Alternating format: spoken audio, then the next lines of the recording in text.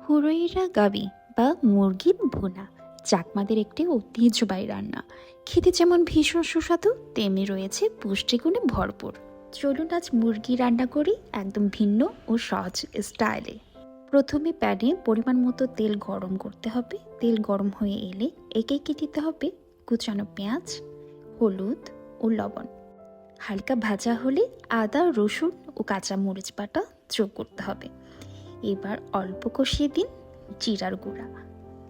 এই রান্নায় জিরার ব্যবহার একটু বেশি হয়, যেমন আমি এখানে 1 কেজির কম মাংসের জন্য দিয়েছি 3.5 চা চামচ জিরার গুঁড়া।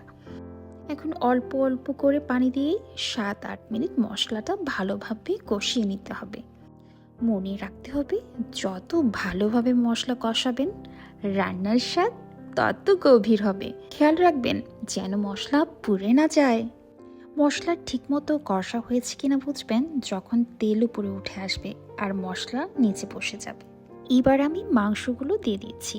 হালকা আছে 2 মিনিট এভাবে আমি কষাতে থাকবো।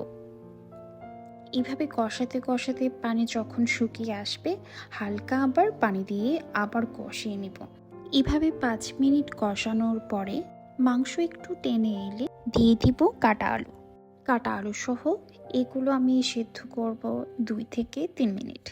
এবার 1 থেকে 1.5 কাপ পানি দিয়ে পুরো মাংস আর আলু সেদ্ধ করে নিব। সিদ্ধ হতে হতে এই ফাঁকে আমি একটা উপকরণ, যেটা না দিলেই নয়, চালের গুঁড়া, সেটা আমি রেডি করে রাখবো।